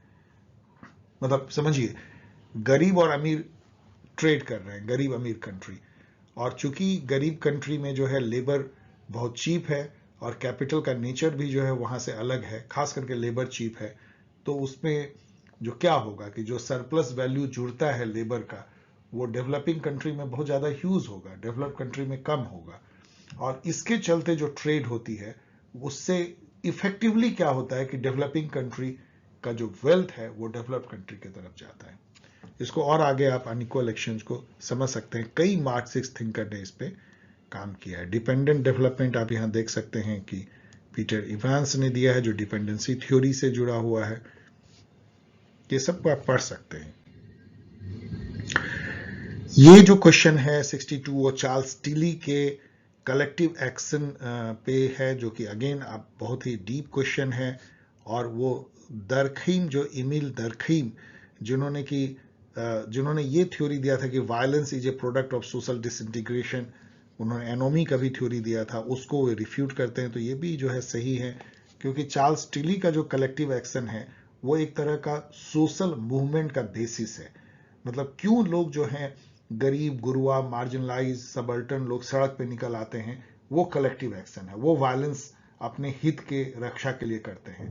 तो वायलेंस जो है वो सोशल डिसइंटीग्रेशन नहीं बल्कि सोशल इंटीग्रेशन को भी दिखाता है ऑफ द मार्जिनलाइज्ड पीपल। तो ये सही है, ये भी सही है, क्योंकि उन्होंने एक तरह का historical correlation between social pathology and collective action दिया।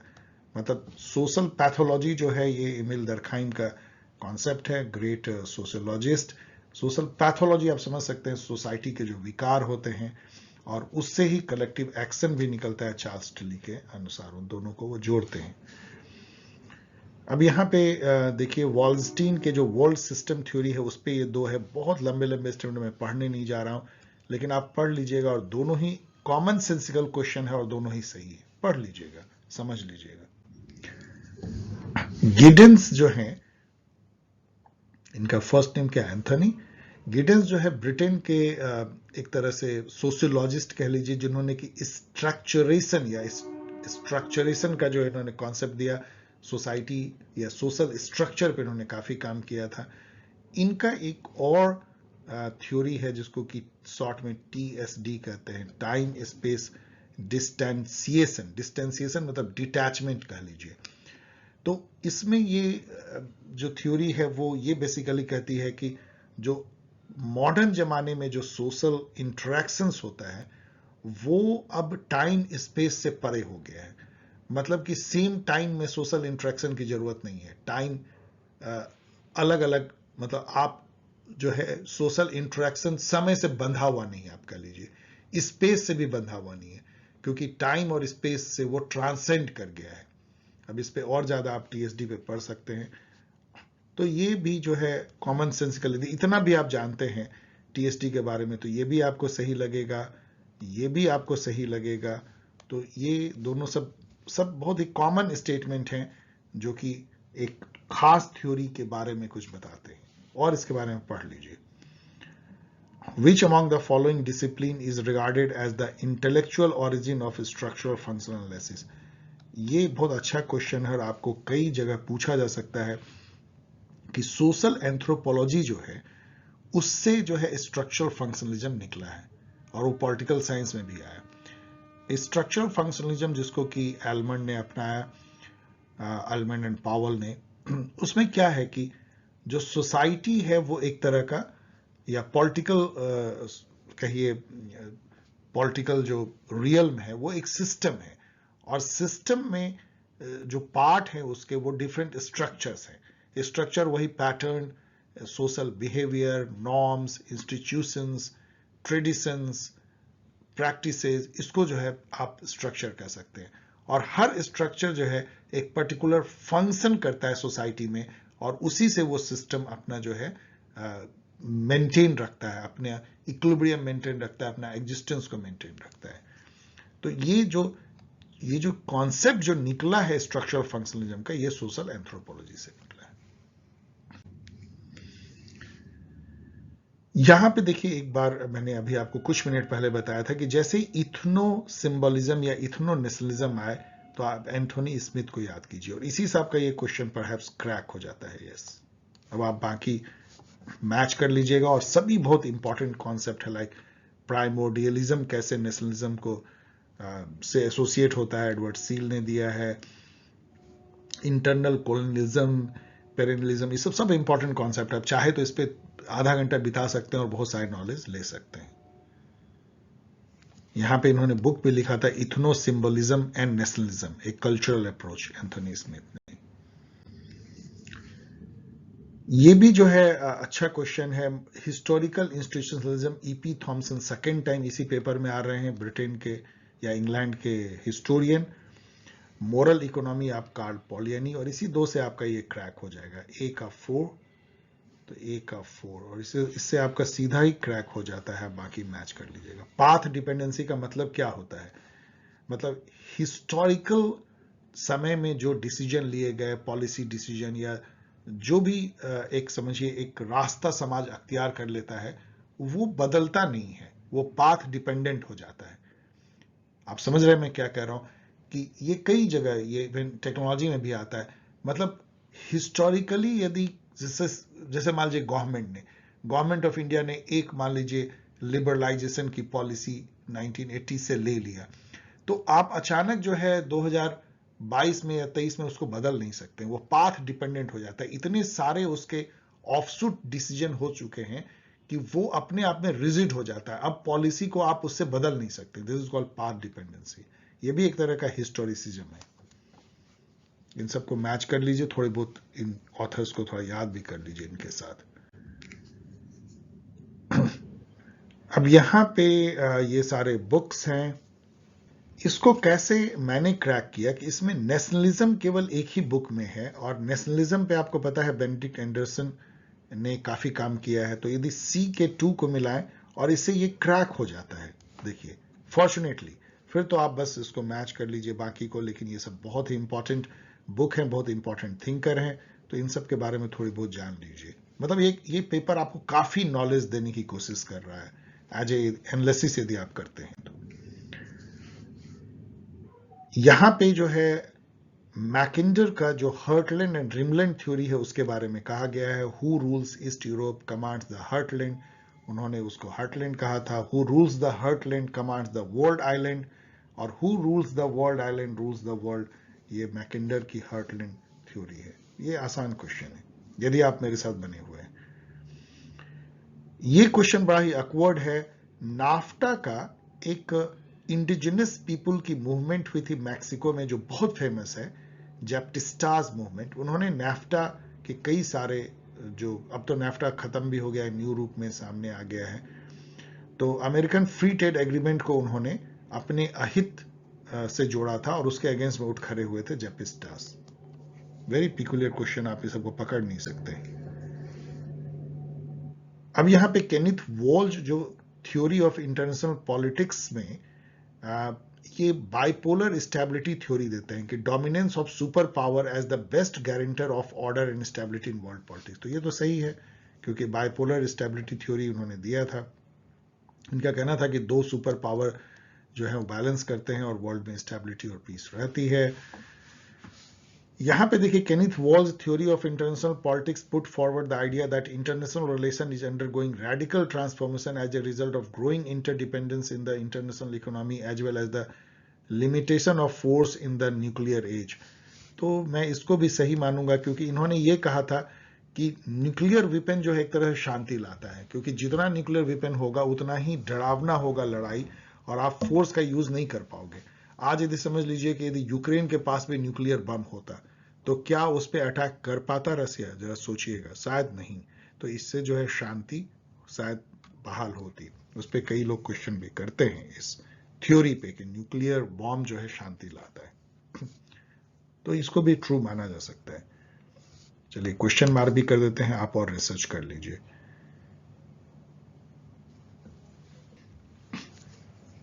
ये कहता है कि कौन सा बुक इसमें से रियलिज्म और आइडियलिज्म के क्लास को दर्शाता है। तो ऑफ कोर्स ये बुक जो है E.H. कार की 20 ईयर क्राइसिस थी, जो 1919 से 1939 के बीच में कैसे जो वर्ल्ड पॉलिटिक्स में आइडियलिज्म या मॉरलिज्म की थ्योरी कैसे पीछे जाती है और कैसे रियलिज्म सामने आती है, इसको उन्होंने दर्शाया।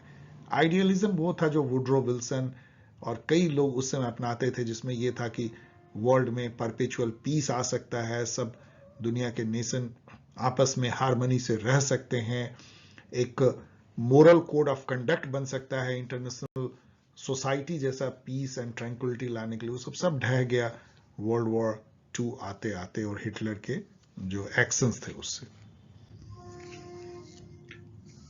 ये क्रिटिकल थ्योरी है इंटरनेशनल रिलेशन में, जो दो स्टेटमेंट इससे है, दोनों ही मतलब कि अगेन जो है वो काफी सही दिखती है।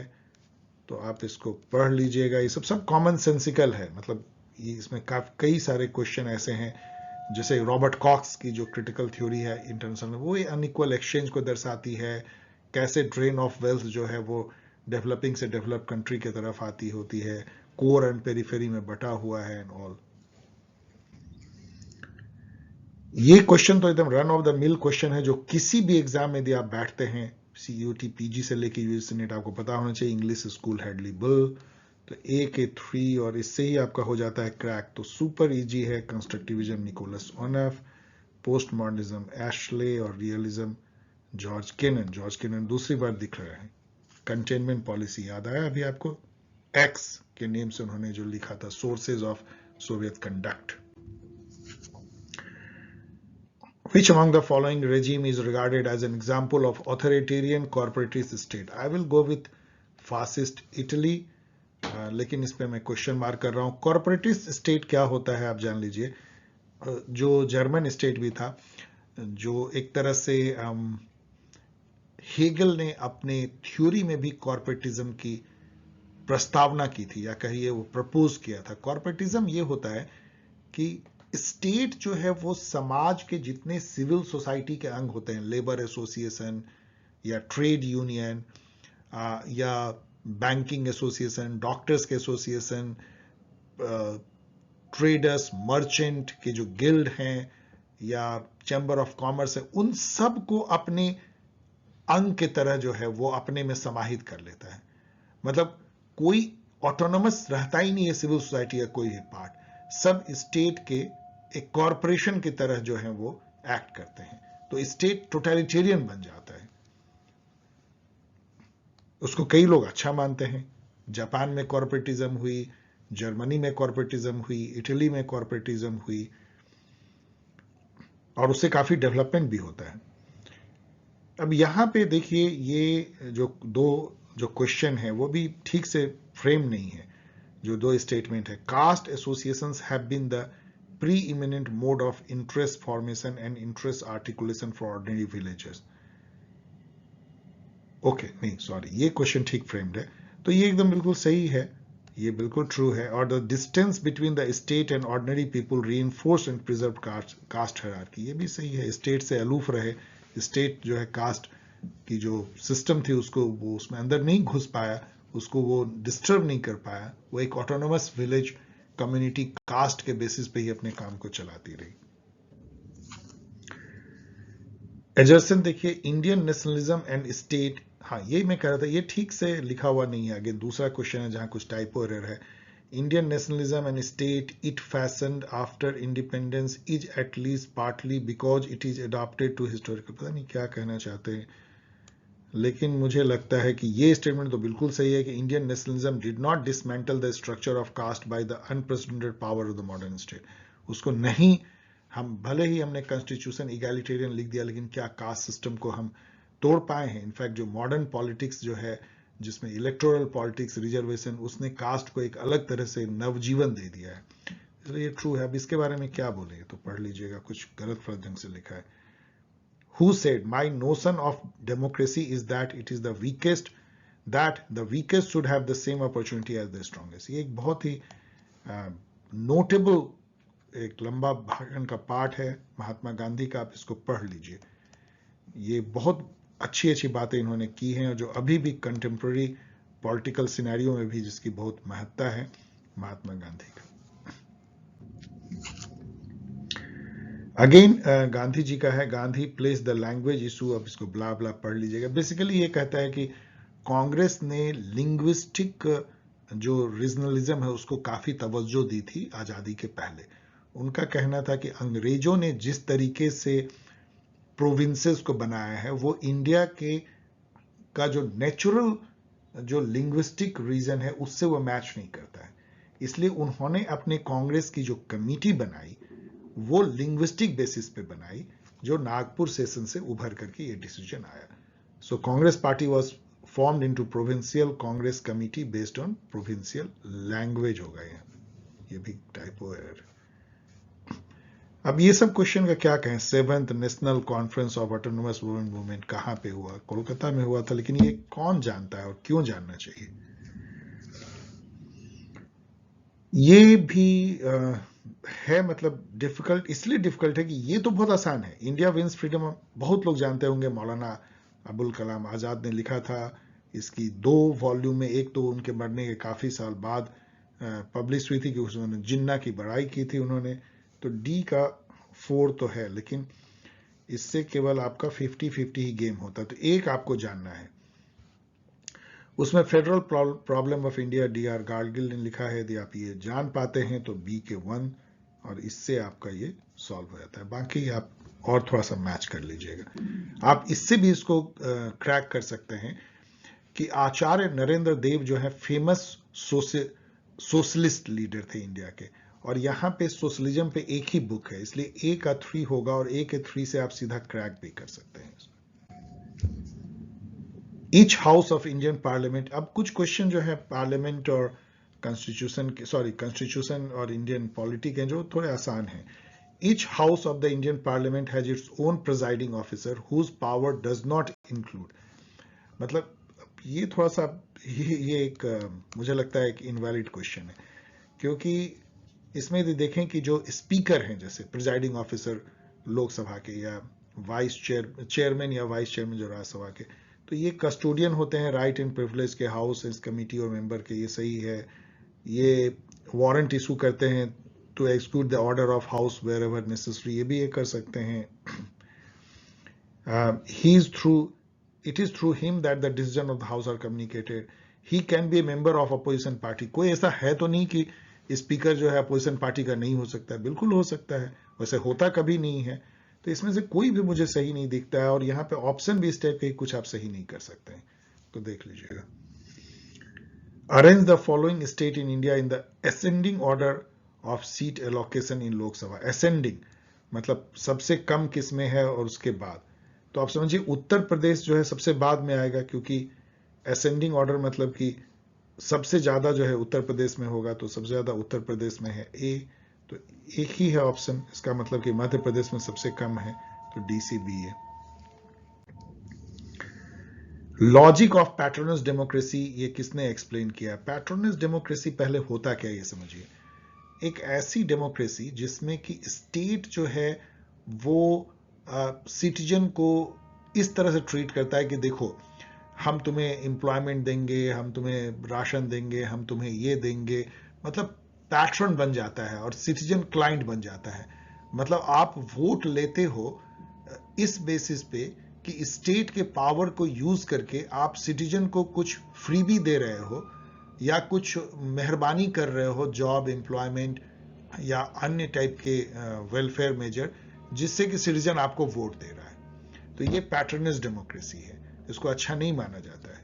तो ये जो है इस पे जो थॉट जो है कांचन चांद्रा ने दिया है। ये क्वेश्चन तो बहुत आसान होना चाहिए। आर्टिकल 19 जो है वो right to freedom of speech, A का 2 तो और 21 राइट टू लाइफ, तो बी का 4, और बी का 4 केवल एक ही में है। आप बताइए इससे आसान क्वेश्चन क्या होगा? सब लड्डू क्वेश्चन है जो बहुत रेयर है इस पेपर में। तो 52, 53 को भी याद कर लीजिए, इंपॉर्टेंट है, कहीं और पूछ देगा। अब यहां उत्तराखंड के बारे में एक अजीब सी बात लिखी गई है, hill state of Uttarakhand is a unique case of developmental regionalism. तो यदि ऐसा आपने कह ही दिया है क्वेश्चन में, तो डेमोक्रेटाइजेशन भी होगा, फेडरलाइजेशन भी होगा, इकोनॉमिक डेवलपमेंट भी होगा, of course. The influential theoretical work on caste by Louis Dumont, जो फ्रेंच थे, approach the Hindu caste system from which perspective. तो पहले तो ये जानिए, क्वेश्चन तो टफ है, कि लुई डुमा ने लिखा था होमो हिरार्किकस, कास्ट सिस्टम इंडिया को एक्सप्लेन करते हुए। उनका जो मेन थेसिस ये था कि कास्ट सिस्टम कोई फंक्शनलिज्म नहीं है या कोई इकोनॉमिक या डिवीजन ऑफ वर्क भी नहीं है। ये बेसिकली जो है वो एक तरह के प्यूरिटी पॉल्यूशन पे बेस्ड हिरार्किकल सिस्टम है। इसका आइडियोलॉजी और रिलीजन से ज्यादा नाता है, ना कि इकोनॉमिक ऑर्गेनाइजेशन समाज के करने से।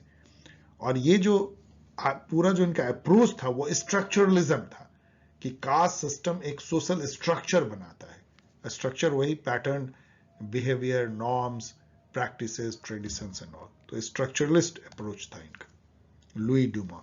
तो लुई डुमा को बस एक तो प्यूरिटी पॉल्यूशन के चलते जानिए, आइडियोलॉजी और रिलीजियसिटी से जोड़ने के चलते जानिए, और इस बुक के चलते जानिए। ये बहुत आसान होना चाहिए। Hindutva who is Hindu, VD. Savarkar ने लिखा है, तो ए का 2, तो इससे आपका 50-50 हो गया। लेकिन उसके बाद आप परेशान हो सकते हैं। तो इसमें द पोजीशन, ये जो बुक है आप जानते हैं कि position of women in Hindu civilisation, A.S. Altekar ने लिखा है, तो आपका ये सवाल बन जाएगा। तो बी का 3, नहीं तो आपको ये डिफिकल्ट होता है, लेकिन बाकी और मैच कर लीजिए, पढ़ लीजिए, ये सब कहीं ना कहीं टपक पड़ेगा। वैसे बहुत ही लेस नोन बुक है एक्सेप्ट हिंदुत्व। स्टेटमेंट देखिए, immediately after question hour paper by minister chairman are laid, पता नहीं यहाँ पे भी कुछ टाइपो इनका हो गया है, ये गलत लगता है, फॉल्स, क्योंकि क्वेश्चन आवर के बाद जो है वो 0 आवर होता है। And calling attention motion precede the question hour, ये भी गलत है, क्योंकि फर्स्ट जो बिजनेस होता है वो क्वेश्चन आवर होता है 11 बजे, दोनों फॉल्स है। ये तो आसान है, कार्ल मार्क्स को स्टेटलेस सोसाइटी से जोड़िए, तो ए का 2 और इससे ही आपका हो जाता है क्रैक। ये सब लड्डू क्वेश्चन हो गया, लेकिन आप जान लीजिए माइकल फुको को आप बायो पावर से जोड़ सकते हैं, मैक्स वेबर को कैरिस्मेटिक लीडरशिप, 3 टाइप का लीडरशिप उन्होंने दिया था, charismatic, traditional and legal rational, जो मॉडर्न एरा को रिप्रेजेंट करता है। हैबरमैस कम्युनिकेटिव एक्शन थ्योरी कल जाने जाते हैं, कम्युनिकेटिव इथिक्स। बायो पावर क्या है मैंने यहाँ पे दिया है, पढ़ लीजिएगा, एक लाइन में केवल समझिए। फुको का ये एक कॉन्सेप्ट है, उन्होंने पावर को बहुत ही अलग तरीके से देखा था। उसमें से एक था कि जो गवर्नमेंट है या स्टेट है वो किस तरह से लोगों के शरीर पे पावर एस्टेब्लिश करती है। जैसे आप देखिए नसबंदी जो संजय गांधी ने जो इनिशिएट किया था वो क्या था, बायो पावर था, सबसे क्रूड एग्जांपल है। मतलब पॉपुलेशन कंट्रोल या पीपल का जो कैसे हाइजीन, उसके पॉपुलेशन कंट्रोल, उस कई चीजें, सेक्सुअलिटी, इन सब को जब स्टेट गाइड करने लगती है तो आपके बॉडी और पॉपुलेशन, इस पर जब शासन होने लगता है उसको गवर्नेबल बनाया जाता है, तो ये बायो पावर है। और वो जो पॉलिटिक्स है जिससे ये किया था उसको उन्होंने बायो पॉलिटिक्स कहा था। अब यहाँ पे स्टेटमेंट देखिए, डिप्टी चेयरमैन, डिप्टी चेयरमैन कौन होता है, चेयरमैन राज्यसभा का तो वाइस प्रेसिडेंट होता है, लेकिन वो तो हमेशा बैठते नहीं है चेयर पे, तो एक डिप्टी चेयरमैन चुना जाता है। तो deputy chairman is elected by the members of the Rajya Sabha from amongst themself, बिल्कुल सही है। अब मान लीजिए कि चेयरमैन भी नहीं है और डिप्टी चेयरमैन नहीं है, तो कौन प्रिजाइड ओवर करेगा। तो वैसे केस में चेयरमैन जो है 6 मेंबर का एक पैनल बना के रखता है, उसको पैनल ऑफ वाइस चेयरमैन कहते हैं। उसमें से एक कोई जो है वो चेयरमैन की कुर्सी पर बैठ के प्रिजाइड ओवर करेगा। मान लीजिए कि इस पैनल 6 में से कोई व्यक्ति नहीं है उस समय में, तो फिर हाउस एक किसी मेंबर को चुन लेगा प्रिजाइड करने के लिए। तो ये भी ट्रू है, जान लीजिए।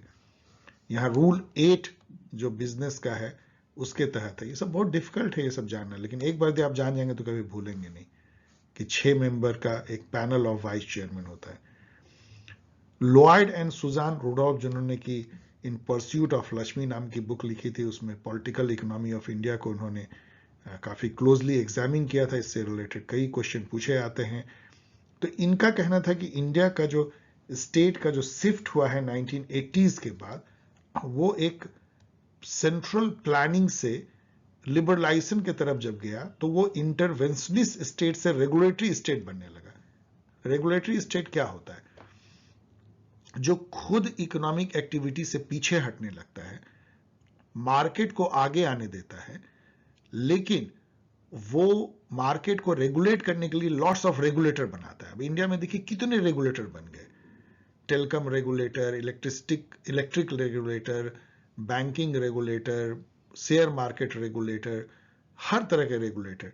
तो ऐसा स्टेट जिसको इंग्लैंड में कहा जाता है कि स्टीयरिंग नॉट रोइंग, मतलब आप नाव को खुद अब चला नहीं रहे हो, बस स्टीयर कर रहे हो, चलाने के लिए आपने जो है प्राइवेट सेक्टर को, इकोनॉमी को दे दिया। इंटरवेंशनिस्ट स्टेट उसका उल्टा है, जो सब कुछ स्टेट खुद करेगा, प्रोडक्शन, डिस्ट्रीब्यूशन एंड कंजम्पशन का डिसीजन, जो प्लानिंग, सेंट्रल प्लानिंग, जो 5 ईयर प्लानिंग होती थी। तो यही उनका कहना है कि इंटरवेंशनिस्ट स्टेट से रेगुलेटरी स्टेट में शिफ्ट देखा जा सकता है 1980 से इंडिया में। 98 नंबर क्वेश्चन देखिए, according to India constitution emergency can be declared under which group of circumstances. Article 352 के तहत जो है external aggression and armed rebellion पे हो सकता है, आर्टिकल 360 के तहत फाइनेंशियल ब्रेकडाउन होने पे, और आर्टिकल 356 के तहत यदि state government can not be carried in accordance with constitution. इसके लिए टेरर अटैक पे कोई नहीं है, तो A B C. We the people of India having solemnly resolve to constitute India into a, आप यहां पढ़ सकते हैं, सोशलिस्ट, सेकुलर, डेमोक्रेटिक रिपब्लिक, तो sovereign socialist secular democratic republic, यहां बस उल्टा है। तो ABC, तो ABCED, तो ABCED यहां मैंने इसलिए दे दिया है कि उसको एक बार और देख लीजिएगा, खास करके justice, social, economic, political, liberty कितने तरीके का, thought, expression, belief, faith and worship, equality कितने तरह का, स्टेटस का एंड अपॉर्चुनिटी का। तो ये सब पूछा जाता है कि कितने तरह की जस्टिस की प्रस्तावना हमारे प्रेम्बल में है, सोशल, इकोनॉमिक एंड पॉलिटिकल, कितनी तरह के लिबर्टी देने का वादा किया गया है, thought, expression, belief, faith and worship, कितनी तरह की इक्वलिटी का वादा है, तो status and and opportunity. Last question, trusteeship provides a means of transforming the present capitalist order of society into egalitarian, egalitarian मतलब समतावादी। ऐसा बिल्कुल महात्मा गांधी का थॉट नहीं था मेरे विचार से। ट्रस्टीशिप बेसिकली क्या था कि जो कैपिटलिस्ट क्लास हैं वो संपत्ति क्रिएट करते हैं, वेल्थ क्रिएट करते हैं, वेल्थ वो जमा भी करते हैं, लेकिन वो वेल्थ उनका नहीं होना चाहिए। उनको मानना चाहिए कि वो समाज के ट्रस्टी के रूप में उस वेल्थ को मैनेज कर रहे हैं, लेकिन ये कहीं से भी इगैलिटेरियनिज्म नहीं है, समतावादी नहीं है कि वेल्दी वेल्दी रहेंगे, गरीब गरीब रहेंगे। The people of Europe have no doubt political power but no Swaraj.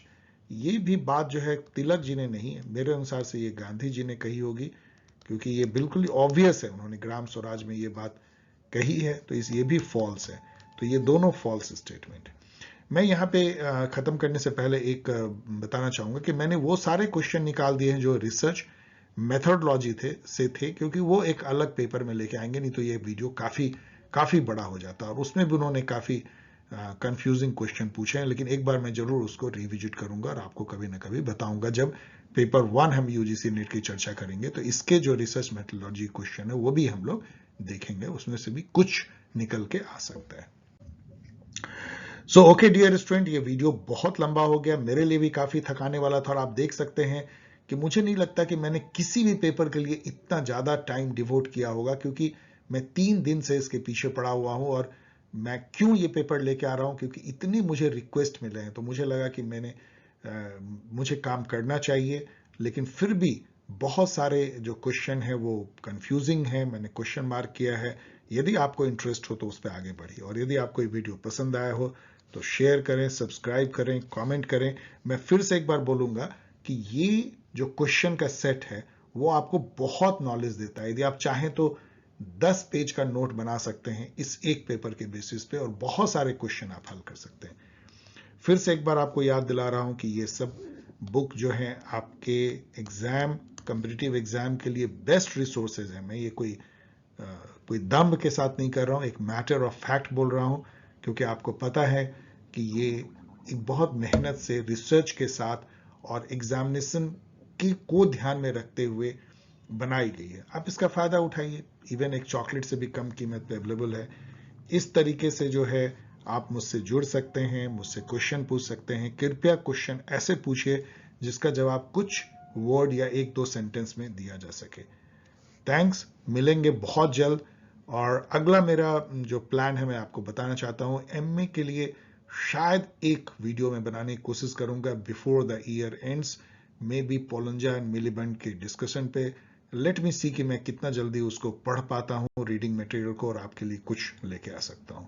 तब तक के लिए विदा, मिलेंगे परहैप्स न्यू ईयर से पहले, तब मैं आपको बोलूंगा हैप्पी न्यू ईयर, बाय।